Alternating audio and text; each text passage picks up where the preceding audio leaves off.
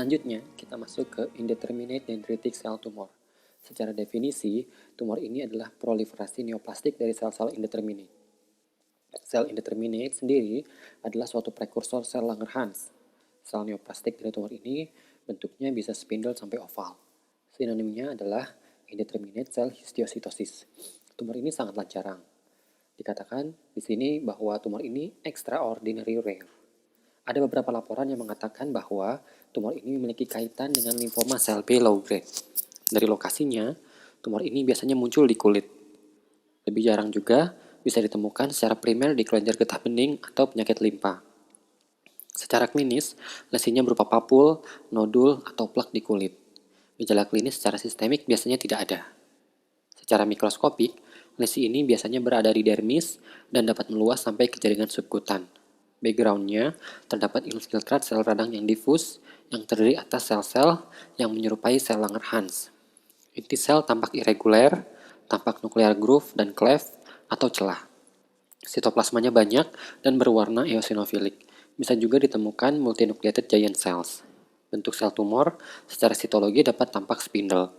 Mitosisnya bisa ditemukan secara bervariasi. Ada yang sedikit, ada yang banyak, bergantung pada masing-masing kasus. Infiltrat sel radang eosinofil biasanya tidak tampak. Tidak seperti pada histiocytic sarkom dan Langerhans cell histiocytosis yang memiliki background infiltrat eosinofil yang banyak. Secara ultrastruktur, sel-sel neoplastik tidak menunjukkan gambaran Birbeck granul. Gambaran prosesus atau penonjolan-penonjolan sel interdigitating bisa ditemukan, tapi tidak ada desmosom. Secara immunophenotype, indeterminate dendritic cell tumor secara konsisten selalu positif untuk IHK S100 dan seri 1A. Langerin selalu negatif, selanjutnya juga negatif untuk marker-marker sel B, marker sel T, marker histiocytic, seri 163, dan marker sel dendritik folikular, yaitu CD21, CD23, dan CD35. Untuk IHK CD45 dan CD68, serta lisozim dan CD4, bisa positif secara bervariasi. Begitu pula Ki67 bisa ditemukan sangat bervariasi. Untuk cell of origin, sel tumor ini berasal dari prekursor sel Langerhans yaitu sel indeterminate. Profil genetiknya, terdapat satu kasus yang menunjukkan bahwa neoplastik klonal oleh gen reseptor androgen. Juga ada kasus lain yang menunjukkan mutasi BRAF V600E. Untuk prognosis dan faktor prediktif, perjalanan penyakit tumor ini sangat bervariasi, berkisar dari regresi spontan sampai progresivitas yang cepat. Sampai saat ini dikatakan bahwa belum ada faktor prognosis yang diketahui. Dikatakan juga bahwa ada laporan yang menunjukkan keterkaitan antara indeterminate cell tumor dengan acute myeloid leukemia. Kemudian, dari gambar 17-13, terlihat lesi indeterminate cell tumor positif terhadap IHK seri 1A dan S100. Dari gambar 17-14 bagian A, tampak sel tumor yang menunjukkan sel-sel histiocytic, juga terlihat beberapa multinucleated cell. Pada bagian B, di sini tampak gambaran ultrastruktur sel tumor yang memperlihatkan prosesus-prosesus interdigitating. Tapi di sini tidak tampak Birbeck granul. Demikian Prof untuk penjelasan mengenai indeterminate dendritic cell tumor. Terima kasih. Nah, bedanya dengan yang satu, yang tadi, yang belakangnya adalah apa bisa kita bedakan dengan Langerhans cell sarkom? Baik, Prof. Jadi perbedaan dari indeterminate dendritic cell tumor dengan Langerhans cell sarkom adalah yang pertama dari definisi dan asal sel tumornya atau originnya. Indeterminate dendritic cell tumor adalah neoplasma yang berasal dari sel-sel indeterminate. Sedangkan Langerhans cell sarkom adalah neoplasma yang berasal dari sel-sel Langerhans yang bersifat sangat ganas. Di sini juga dikatakan bahwa Langerhans cell sarkom sebagai neoplasma yang overtly malignant. Perbedaan yang kedua dari gambaran klinisnya. Indeterminate cell tumor secara klinis lokasinya sering pada kulit, kadang bisa di KGB dan limpa. Lesinya berupa papul, plak, atau nodul. Selain itu, biasanya tidak ada gejala sistemik. Sedangkan pada Langerhans cell sarkom, secara klinis lokasinya bisa di kulit dan soft tissue. Kemudian bisa juga ada keterlibatan multi-organ di KGB, di paru, di liver, limpa, dan bahkan tulang. Sehingga bisa ada gejala sistemik berupa fatigue, keringat malam hari atau night sweats, dan penurunan berat badan. Perbedaan selanjutnya dari gambaran mikroskopisnya. Indeterminate dendritic cell tumor, backgroundnya tampak infiltrat histiosit mononuklear yang monomorfik bercampur dengan kelompokan limfosit. Bisa ditemukan multinucleated giant cell, bisa tampak banyak sel T reaktif bercampur di antara sel-sel histiosit. Sitoplasmanya dari sel tumor biasanya banyak, warnanya agak pucat, dan intinya clefted atau ada celahnya. Kemudian intinya irregular dan ada groove. Stroma bisa tampak myxoid. Sedangkan gambaran mikroskopik dari Langerhans cell sarkom tampak sel tumornya memiliki inti yang irregular atau tampak nuclear groove. Biasanya sel tumor ditemukan hanya sedikit dan bedanya adalah pada background. Bisa sedikit ditemukan sel infiltrat eosinofil. Perbedaan selanjutnya adalah dari ultrastruktur dan immunofenotype-nya. Indeterminate dendritic cell tumor pada ultrastruktur tidak ditemukan Birbeck granul. IHK yang positif adalah S100, CD68, CD1A, dan IHK yang negatif adalah Langren. Sedangkan pada Langerhans cell sarkom, pada ultrastrukturnya tampak Birbeck granul yang merupakan ciri khas dari sel Langerhans. Kemudian IHK yang positifnya adalah S100, CD68, CD1A, dan Langren juga positif. Itu yang paling mungkin. Yang lain sama ya.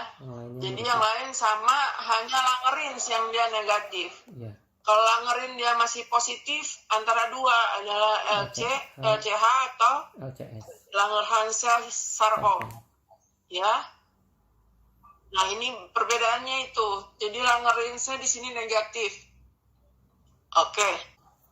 Teruskan Andi. Enggak, Prof.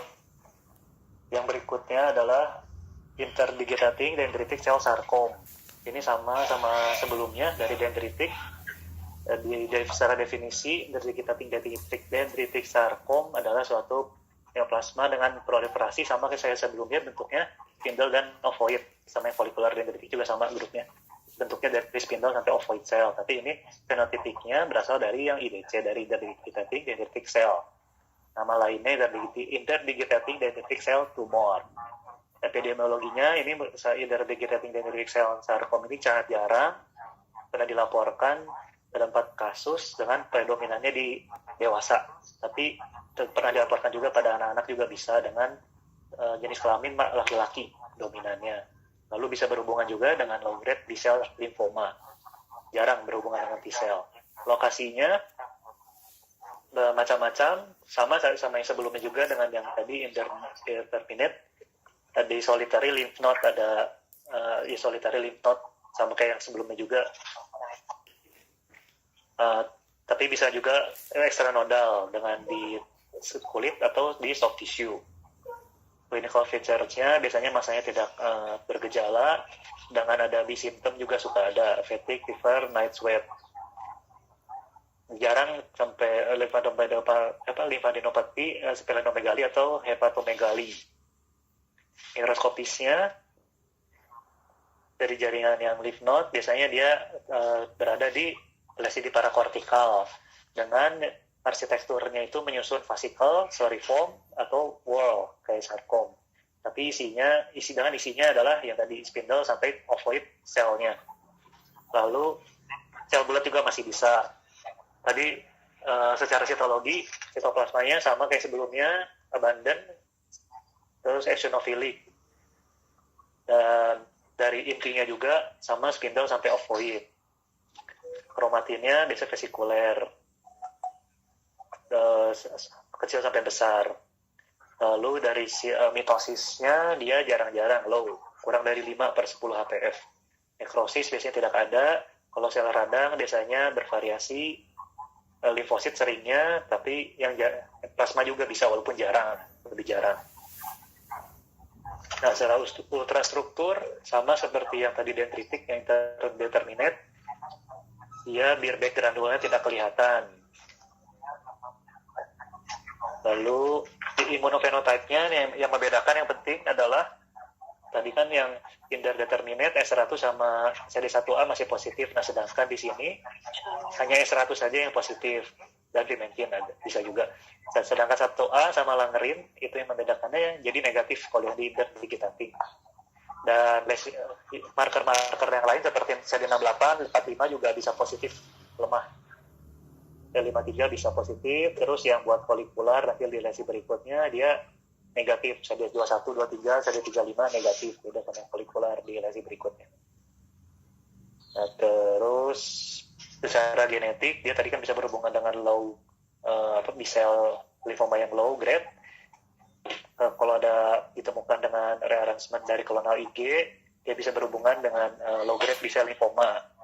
Kalau misalnya ada kelainan di kromosom T14-18, dia bisa berhubungan dengan follicular lymphoma dan BCL2 juga. Cara prognosis, sebenarnya ini lesinya agresif. Dengan lebih dari setengah pasien yang terkena ini laporannya meninggal. Dan kalau mengenai organ dalam paling sering dari liver, spleen, sama kidney dan lung. Itu mungkin Prof dari yang interdigitating. Untuk gambarnya yang 17-15 makrosnya Ya. padat dari lymph node-nya. Ya. Yes, Ibu Betty, maaf membantu sorenya. Saya dengan Michael dari Bangkok di sini. Oh, saya lagi ngajar, maaf. Ya, terusin. Ya, dan mikroskopisnya dari gambar 17-16, dari yang gambar A, lesi ini adalah lesi parakortikal, bisa kita lihat dengan sisa-sisa follicle lymphoid di bagian kiri bawah. Sedangkan yang B itu adalah tadi bentuk arsitekturnya kan fasciculus, wall, styrofoam, tapi isinya adalah spindle sampai ovoid. Nah itu sel-selnya spindle sampai ovoid.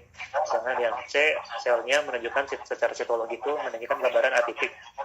Dan yang D tadi ini yang untuk membedakan marker yang dengan sebelumnya interdigitating hanya positif S100-nya, sedangkan 1A-nya negatif tidak seperti yang indeterminate, dan langerin juga negatif, jadi bukan golongan yang Langerhans. Lalu untuk yang gambar belakangnya, ini masih sama, jadi juga sarkom, kalau kita parakortikal, yang B-nya menunjukkan bisa ada sel radang, khususnya banyaknya limfosit. Sedangkan yang C-nya, CD21, itu negatif. Nanti dipakainya buat yang lesi berikutnya yang follicular dendritik, jadi dia bukan yang follicular. Terus S100-nya, ya tadi kembali lagi yang kepake di sini adalah S100. Yang gambar 17-18-nya, selnya bisa bulat-bulat juga, tapi kromatinnya ini vesikuler dengan ukuran yang mirip dari nukleusnya. Begitu, Prof. Oke, jadi di sini yang imunohistokimia yang kita bisa bedakan adalah dia adalah apa? Langerin Dan seri 1A negatif, sedangkan S100-nya yang masih positif.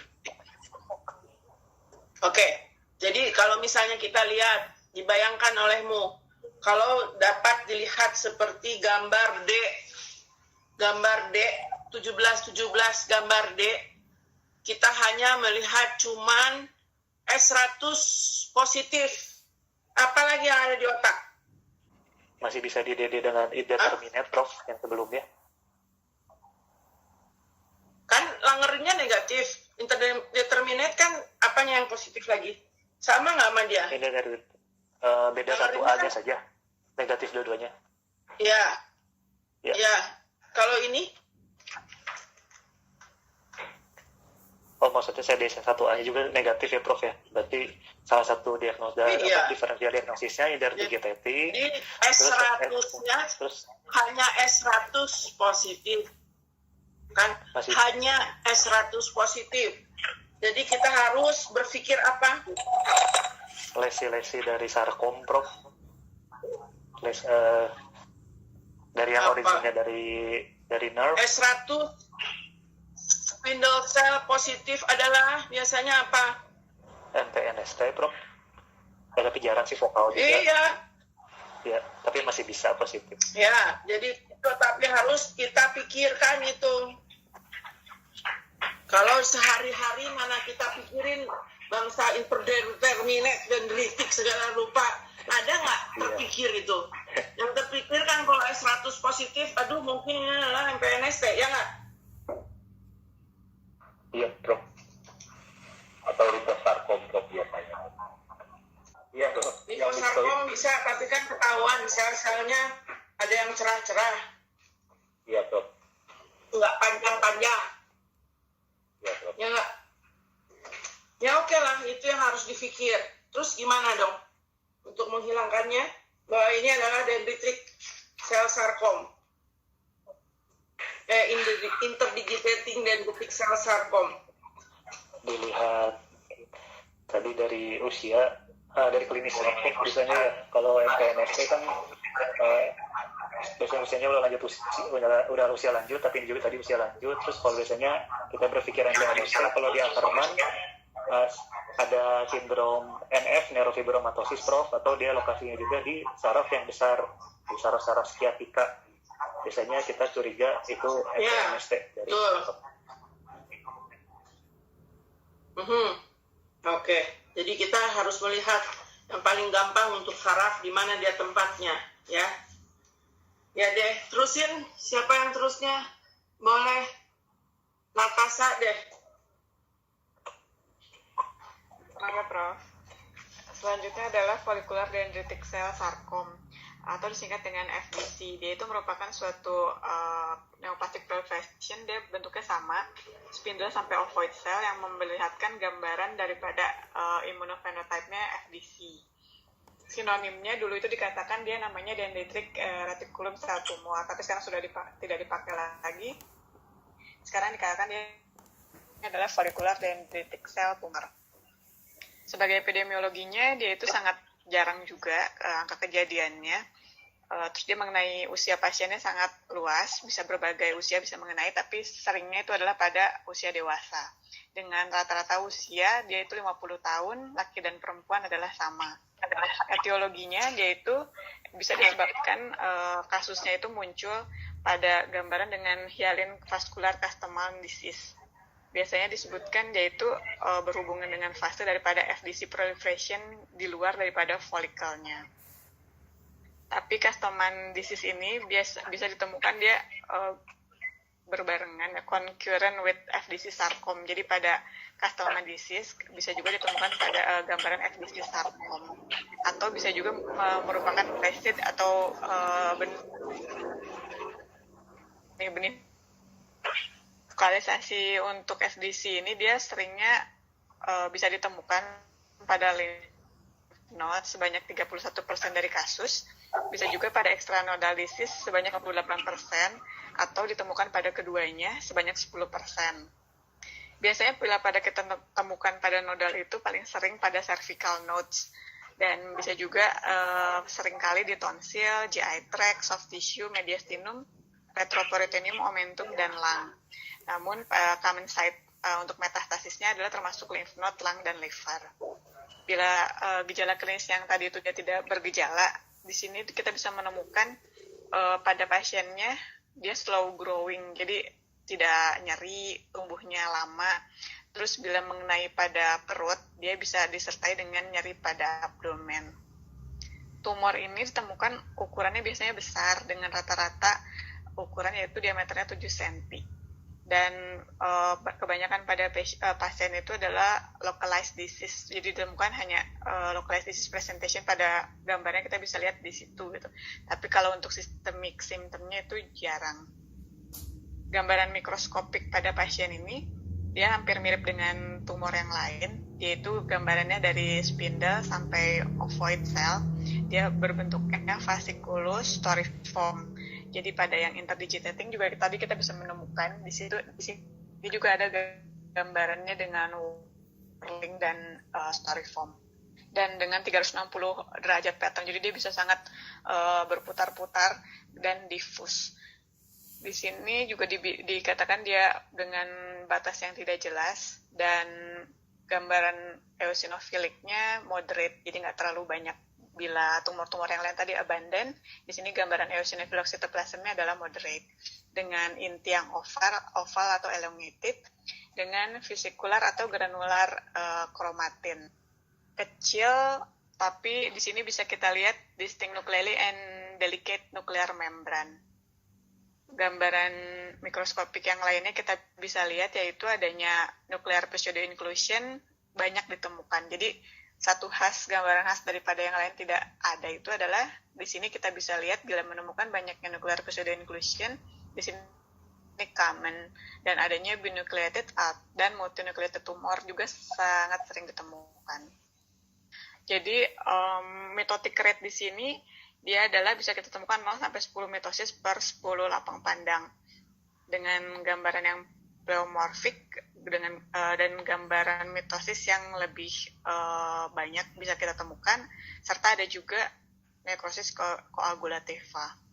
Tumor ini dia seringkali tipikalinya lightly infiltrated by small lymphocyte, jadi hanya sedikit ditemukan adanya infiltrat limfosit dan juga adanya agregat di sekitar daripada pembuluh darah. Gambaran lain yang khas dia itu kalau yang lain tidak, dia di sini membedakan antara gambaran-gambaran yang tumor yang lain. Jadi kalau yang lain itu dia bisa ditemukan banyak limfosit, di sini enggak. Lalu selnya itu adalah myxoid stroma, dia bisa ada fluid filled cystic space, ada beberapa gambaran fibrovascular septa disertai dengan osteoclastic giant cell. Rare case pada beberapa kasus yang jarang bisa juga ditemukan adanya jigsaw puzzle like lobulation dan perivascular space, sehingga dia menyerupai timoma atau karsinoma yang adanya gambaran thymus like element, tapi itu hanyalah pada kasus-kasus yang jarang ditemukan seperti itu. Ultrastruktur daripada penyakit ini dia itu adalah neoplastic cell yang mempunyai elongated nuclei dengan cytoplasmic invagination. Jadi tadi haknya ada, kita bisa temukan. Lalu di sini ada lagi bergranul hama numerus listostomnya tidak terlihat. Jadi bedanya dengan tumor yang sebelumnya, di sini tidak ditemukan adanya berbackgranul. Untuk immunophenotype, dia itu positif untuk satu atau lebih daripada FDC marker seperti CD21, CD35, dan CD23. Untuk CXCL13 dan podoplanin juga ditemukan positif, tapi tidak spesifik, tidak seluruhnya positif. Clusterin itu ditemukan dengan strongly positif, biasanya bisa ditemukan adanya negatif tapi atau lemah pada dendritic cell tumor. Jadi kalau pada pasien ini, pada penyakit ini clusterinnya bisa kita temukan strongly positif. Lalu bisa juga kita temukan positif pada desmoplakin, vimentin, pasin EGFR dan HLA-DR, dan adanya positif yang variabel positif untuk EMA, 100 protein dan CD68. Sedangkan untuk sitokeratin, CD1A, lisozim, MPO CD34, CD3, CD79A dan HMB45 itu negatif. Untuk SKY67 bila ditemukan pada tumor sebelumnya sangat tinggi, pada pasien ini dia hanya ditemukan 1-25%, jadi bisa kita katakan KI67-nya adalah low. Lalu pada FDC itu secret protein, serglisin, dan PD-L1 bisa ditemukan atau dilaporkan bisa ditemukan pada FDC sarkom. Adanya gambaran campuran admix small lymphocyte can be predominant B cell. Jadi kalau misalnya kita menemukan adanya gambaran campuran dengan small lymphocyte, dia dominannya bisa ketemukan adalah B cell, T cell, atau campuran antara sel B dan sel T. Namun dia itu jarang ditemukan adanya dengan hematopoietic T cell yang bisa berhubungan dengan paraneoplastic pemphigus. Cuma itu adalah gambaran yang jarang. Pada genetic profile-nya, dari beberapa penelitian 3-8 kasus dari FDC sarkom memperlihatkan gambaran clonal rearrangement of the IG gens. Jadi dia dari 3 itu ada terlihat perubahan pada gen tersebut. Tapi adanya gambaran antigen reseptor tersebut tidak mengeksklut diagnosis FDC karena dia tidak mutlak, hanya 3 dari 8 kasus daripada FDC. Dan limited cytogenetic data itu memperlihatkan adanya complex karyotypes, sehingga dia tidak bisa hanya melihat satu perubahan kita bisa mendiagnosis atau mengeksklud dia bukan FDC karena dia gambarannya sangat kompleks. Namun di sini ditemukan adanya studi yang adanya loss function daripada tumor suppressor gen karena adanya negatif regulasi daripada NF-kappa beta dan cell cycle progression.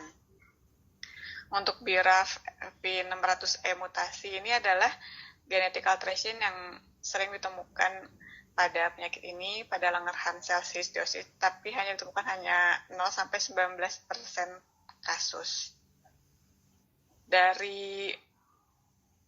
Di sini prognosis untuk di sini bisa dijelaskan yang terakhir pada ini konvensional FDC sarkom itu dia negatif untuk EBV, di mana inflammatory pseudotumor like varian terlihat dia konsisten adanya EBV berhubungan dengan EBV pada neoplastic cell.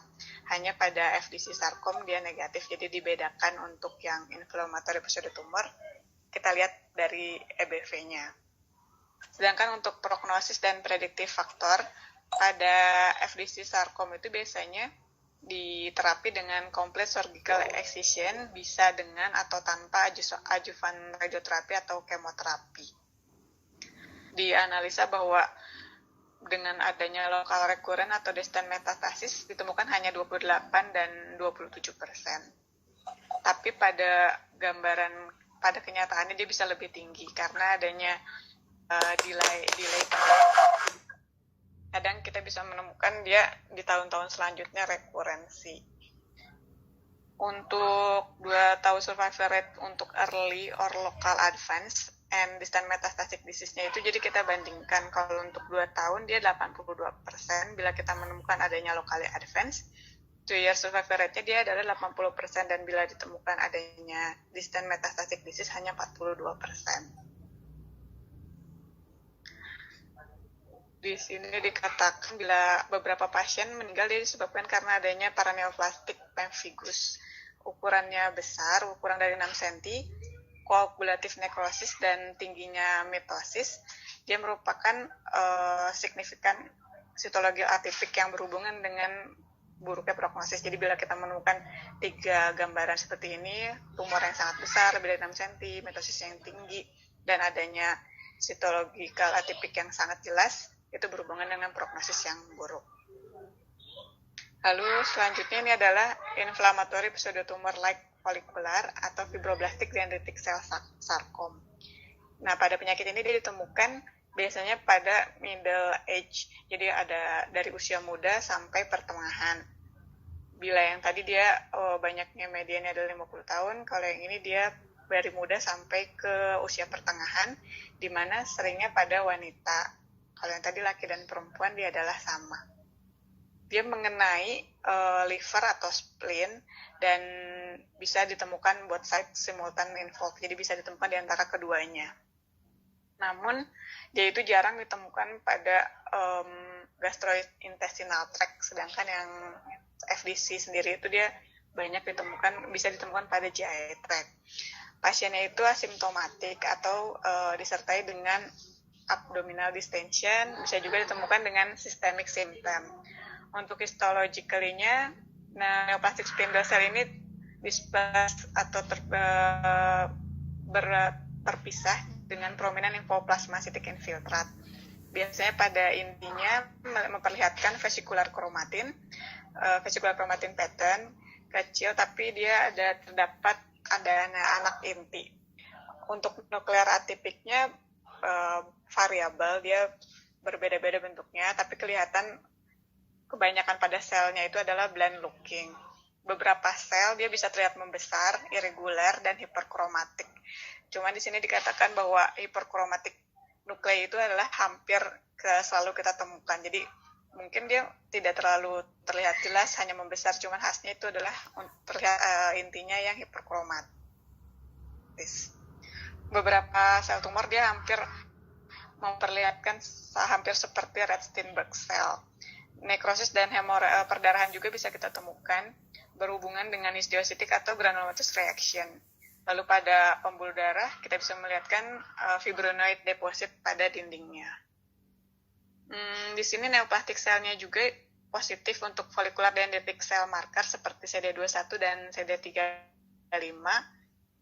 Tapi dengan staining ranging-nya dari sangat ekstensif atau bisa juga kita hanya menemukan vokal. walau bagaimanapun pada kasus ini bisa ditemukan dia negatif untuk follicular cell marker, dendritic cell marker, tapi ditemukan dia mengekspresikan SMA.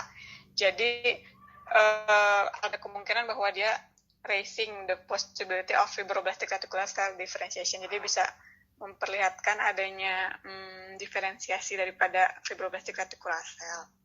Namun pada kasus yang lain ditemukan bahwa positif, still other case are positive for all this marker or lack this marker. Jadi bisa ada yang sangat positif, bisa juga dia tidak, bisa juga ditemukan negatif pada kasus. Jadi bermacam-macam hasilnya. Walaupun di antara FDC atau FRC dia mempunyai common mesenchymal origin. Jadi dia asalnya adalah sama. Dan neoplastic cell-nya itu adalah consistently associated dengan EBV. Jadi kalau yang ini dia berhubungan dengan EBV, sedangkan kalau yang FDC tadi ditekankan dia tidak berhubungan. Jadi untuk membedakannya bisa diperiksa dengan EBV tersebut. Di sini kita bisa lihat gambarannya pada yang follicular dendritic cell sarcom, gambar 1720, kita bisa melihat di sini dia mengenai pada lymph node. Jadi seluruh gambaran node-nya itu digantikan oleh spindle cell neoplasm. Bisa kita lihat perivascular cuff of small lymphocyte are present. Di sini 1720. Maka dikatakan tadi dia menyerupai seperti timoma. Karena kita bisa memperlihatkan gambaran seperti ini. Jadi harus hati-hati, kita harus 1721 ini kita melihat follicular dendritic sarcom dengan prototype morfologi. Jadi ada gambaran plump spindly cell, jadi dia memperlihatkan adanya batas yang tidak jelas, ada oval nuclei dan vesicular chromatin. Di gambar 1722 kita memperlihatkan gambaran adanya nuklear atipik dan pleomorfi. Jadi gambarannya memang sudah sangat pleomorfi. Dan untuk CD21 ditemukan adanya positif sel membran. Dia positif untuk follicular dendritic cell sarcom. Lalu di sini di 1724 bisa memperlihatkan adanya gambaran spindle cell proliferasi. Jadi adanya gambaran whirling sampai 360 derajat. Berarti dia sangat berputar-putar, gambarannya seperti itu. Dan bisa ditemukan adanya multinucleated cell. Tapi di sini dikatakan bisa menemukan adanya small lymphocyte di sekitar blood vessel. Jadi bisa ditemukan adanya vokal-vokal lymphocyte di sekitar masa tumornya. Untuk gambaran selanjutnya di sini ada yang kita bedakan dengan yang inflammatory pseudotumor like. Nah, yang untuk gambar 1726 kita bisa lihat gambarannya di sini. FDC, jadi ada normal splenic tissue terlihat di sebelah kanan dan yang tumornya sebelah kiri. Kalau yang splenic inflammatory pseudotumor like, yaitu adanya inflammatory pseudotumor pattern. Jadi dia bercampur. Kalau yang tadi berbatas tegas antara spindle cell, kalau yang splenic inflammatory pseudotumor dia antara masa tumor dan lymphocyte sel radangnya dia bercampur mixed with many lymphocyte and plasma cell.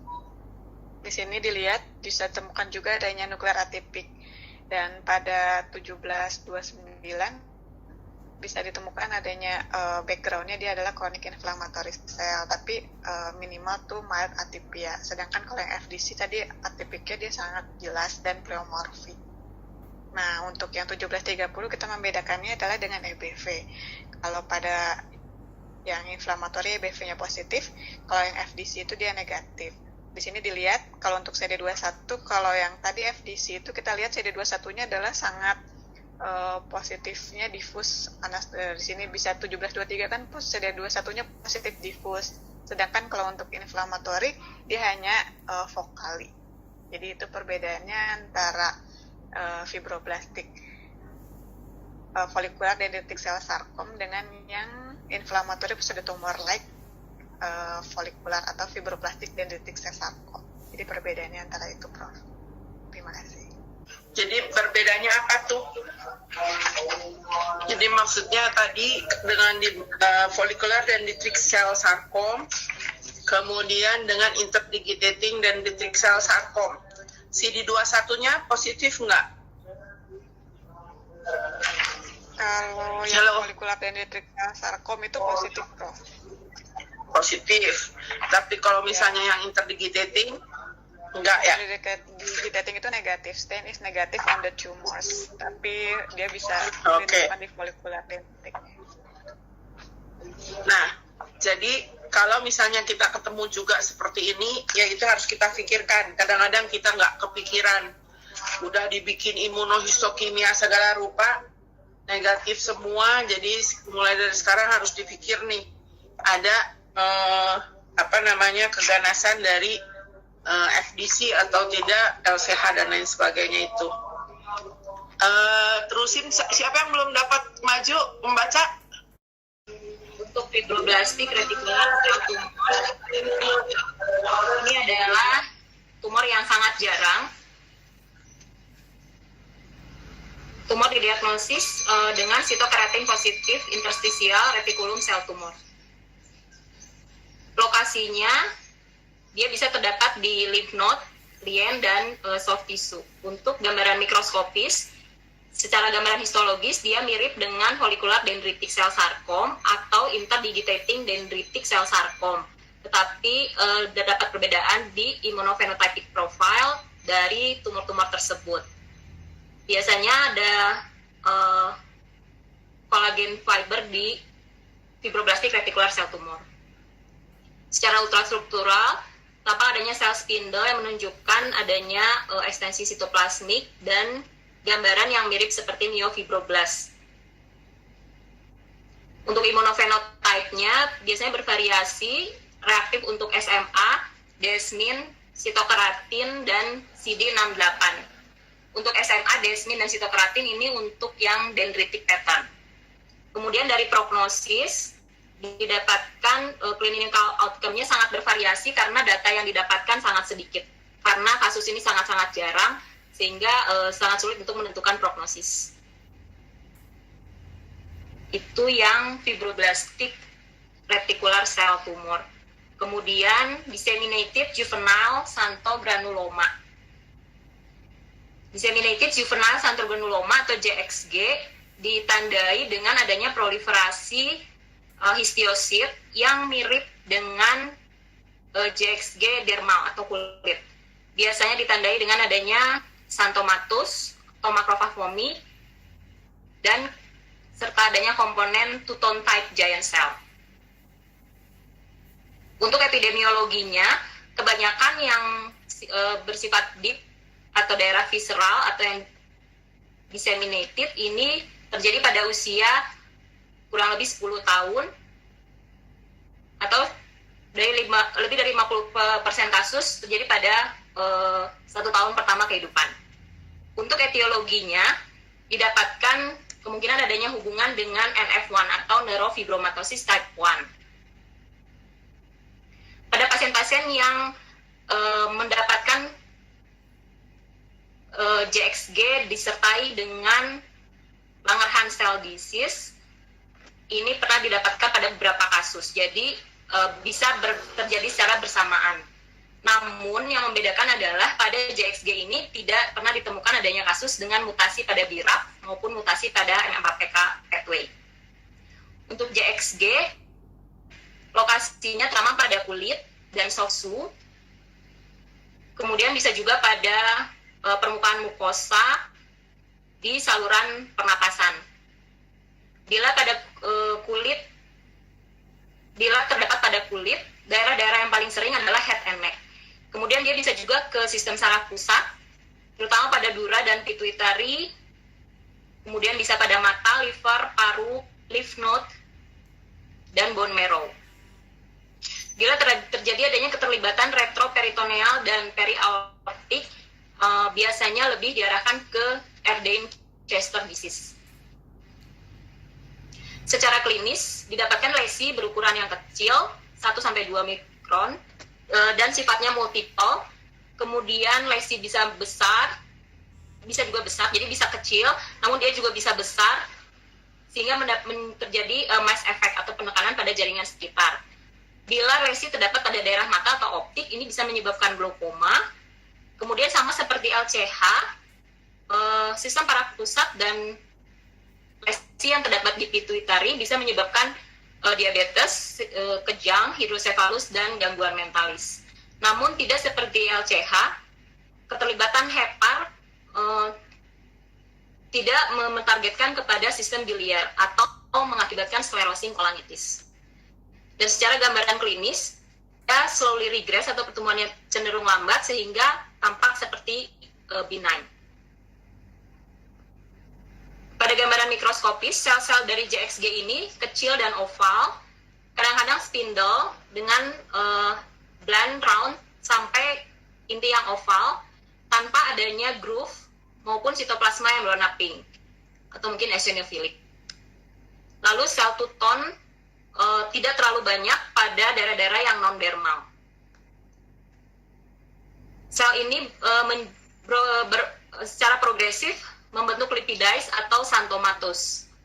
Kemudian background atau mix inflammatory komponen bervariasi dengan ditandai adanya juga sel-sel epitelioid dan sitoplasma yang glassy.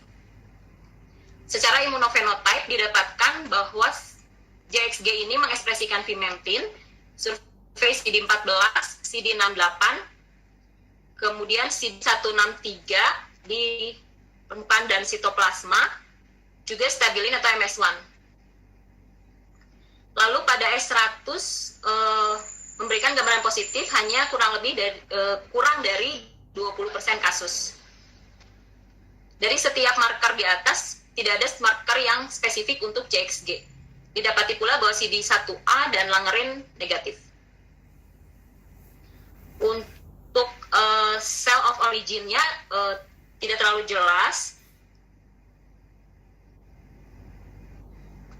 Untuk prognosisnya didapatkan seluruh gambaran klinis tampak jinak atau benign, meskipun bisa didapatkan lesi yang multiple di otak, dura, pituitary, dan bisa menyebabkan gangguan mekanik atau lokal konsekuensi dan juga bisa menyebabkan kematian.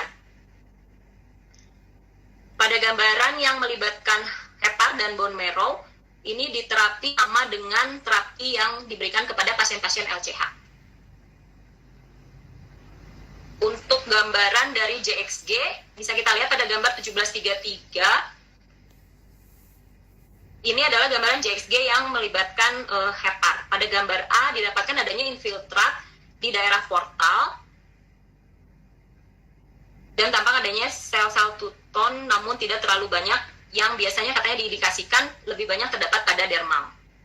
Untuk gambaran B ini didapatkan untuk pewarnaan faktor 13A, tampak gambaran positif di portal histiosit.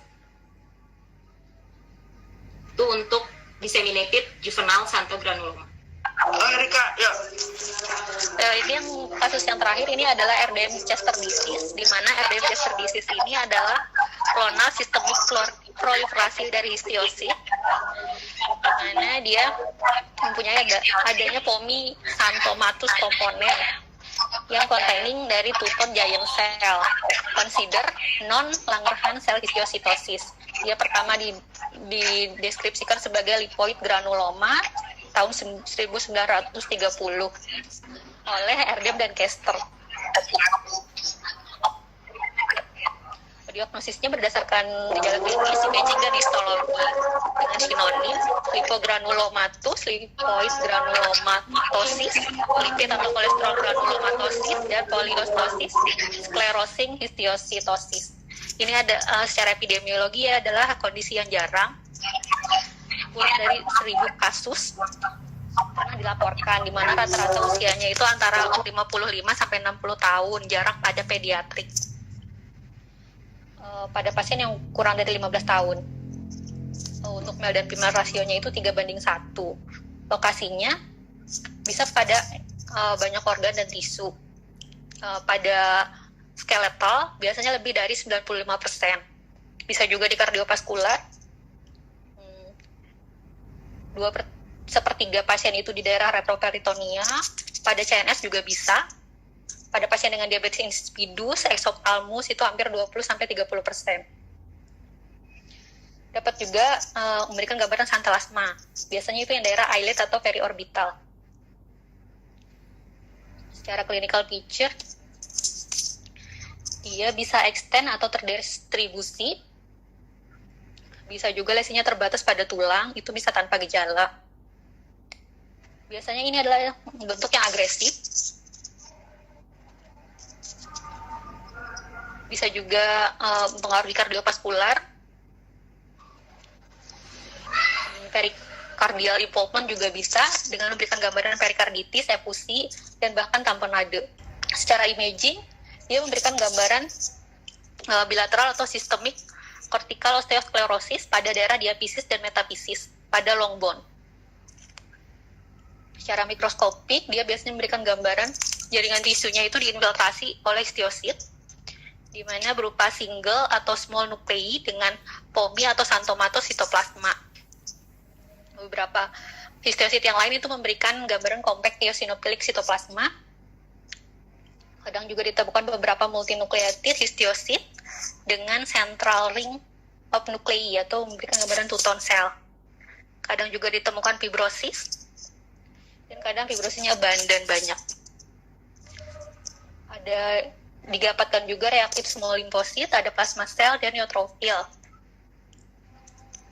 Infiltrat ini dapat dimisdiagnosis dengan proses reaktif. Secara imunofenotype, dia memberikan 3 molekul yang biasanya ada yang memberikan gambaran 3 molekuler pada makrofag, yaitu CD14, yaitu monosit atau makrofag yang berikatan dengan lipopolisakarida, CD68, dan CD163. Sebagai tambahan juga, sel ini mengekspresikan faktor 13A dan pascin. Untuk abnormal histiositnya memberikan gambaran yang LAC, jadi dia memberikan gambaran LAC untuk S100, CD1A, dan Langerin. Memberikan juga sel ini juga memberikan gambaran positif vokal untuk S100.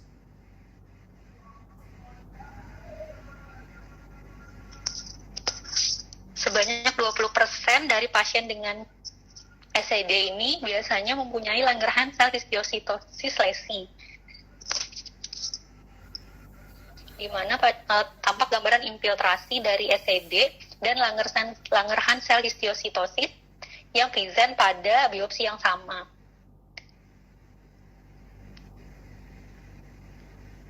Untuk sel originnya ini adalah sel interstisial dendritic cell, tapi ini masih menjadi perdebatan. Secara genetik profilnya, di mana terdapat aktivasi mutasi di MAPK pathway yang sebagian besar itu berupa BRAF mutasi. Sebagian besar dari SCD ini dominannya adalah cutaneous manifestasi, di mana diferensial diagnosisnya itu adalah yang juvenis atau granulomatus, di mana biasanya membedakannya dari segi umur. Histochemistry-nya dapatkan deteksi dari gen BRAF. Secara prognosis, dia adalah yang chronic disease, di mana outcome-nya berkorelasi dengan lokasi dari lesi ini sendiri. Pada pasien yang berlokasi di CNS, itu biasanya outcome-nya lebih jelek. Terus dia juga prognosisnya berhubungan dengan pemeriksaan klinis, imaging, dengan kadar C-reaktif protein. Terus SCD ini berespon terhadap terapi dengan interferon alpha, tapi pada banyak kasus terjadi refractory, terutama pada kasus-kasus yang di CNS dan kardiovaskular. Terus dia punya salah satu terapi dengan pemurafenib, yaitu suatu inhibitor BRAF yang biasanya juga diberikan pada pasien metastasis melanoma dan BRAF mutasi. Ini dapat menjadi salah satu terapi yang baru-baru ini ditemukan. Untuk overall survival rate-nya untuk 5 tahun overall survival rate ini dengan pemberian interferon itu sebanyak 68%. Pada kasus-kasus sebelumnya, pada pasien yang tidak mendapat terapi yang efektif dilaporkan hampir sebanyak 43% pasiennya masih hidup setelah rata-rata 32 bulan. Untuk gambaran klinisnya, pada yang gambar mikroskopisnya, pada gambar 1736 ini adalah gambar extreme chester disease, di mana histiocytic infiltrate menunjukkan strong activity dari CD163. Sementara yang 1737 ini di daerah cerebellar, di mana ada gambaran atipikal histiosit dengan abundant POMI sitoplasm. Jadi sitoplasmanya POMI dan banyak, menyerupai sel santoma. Terus juga yang 1738 itu di mana sel-sel histiositnya memberikan gambaran positif pada CD68, tapi negatif untuk S100. Jadi ini yang paling utama, dia dibedakan dengan yang sebelumnya, yaitu yang disseminated juvenile xanthogranuloma, di mana itu lebih pada usia age of 10 years, lebih usia muda, sementara untuk yang Erdheim-Chester disease ini lebih ke usia yang lebih dewasa. Untuk immunophenotype-nya, dia sama, memberikan gambaran positif CD14, CD163, dan CD68. Tapi untuk marker Langerhans-nya, biasanya memberikan gambaran yang lab, atau hampir tidak ada. Itu aja, Prof. Ya, itu yang terakhir. Jadi kalian barangkali udah tamat ya satu buku ini. Karena ini adalah halaman terakhir dari hematolimfoid dari WHO ya. Ya kan? Tamat udah belum bacanya? Ya kan udah tamat nih bacanya semuanya ya. Nah, sekarang saya pengen tahu. Jadi untuk mengetahui bahwa ini adalah tumor-tumor dari sel-sel spindle dendritik atau folikular atau FDC, Langerhans atau dendritik, itu imunohistokimianya apa?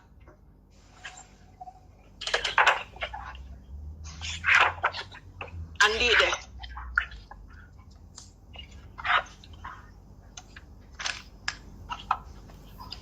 Ya, punten Prof. Ya. Untuk dari histiositik ini, biasanya tadi sebagian besar tuh terwarnai oleh CD68, Prof. Kalau untuk screening pertamanya mungkin nanti ada yang kuat, ada yang vokal. Kalau yang kuat kan tadi yang di depan, yang histiositik, sarkoma.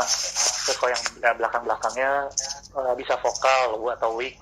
Nah, berikutnya mungkin setelah itu ditambahkan juga kalau 68 yang positif, berarti dari golongan histiositik. Lalu ditambahkan yang tadi marker dari Langerhans, misalnya CD1A, Langerin, atau S100. Nah, nanti kombinasinya dilihat lagi kalau mau mungkin secara keseluruhan sudah dikelompokkan di tabel yang paling depan itu, Prof, untuk variasi marker imunohistokimianya.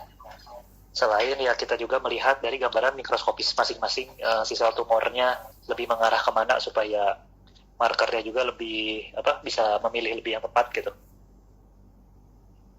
Tapi yang pertama sih sebagian besar 68 dulu, Prof.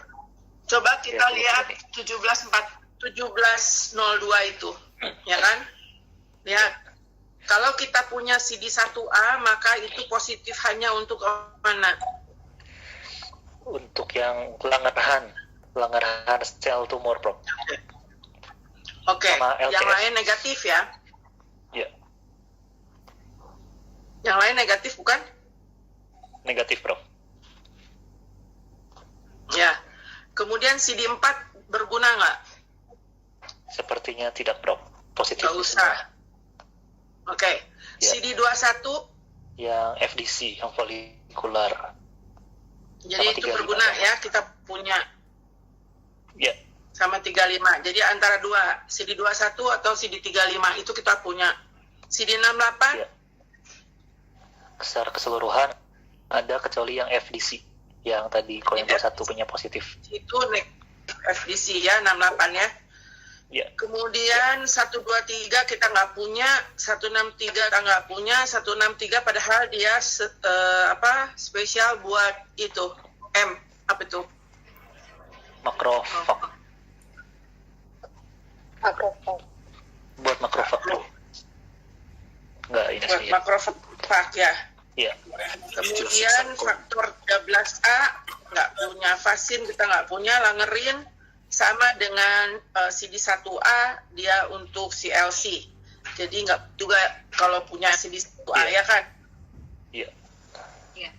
S100 kita pakai punya. juga. Jadi itu untuk membedakan juga untuk PDC ya. Ya kan? PDC itu apa? Plasmacytoid dendritic cell.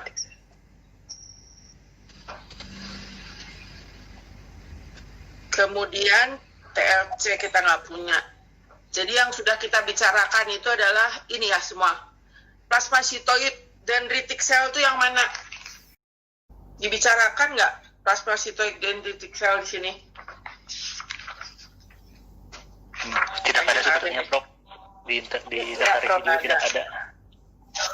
Di depan sudah tidak dimasukkan dia. Oke. Ya, saya kira cukup ya.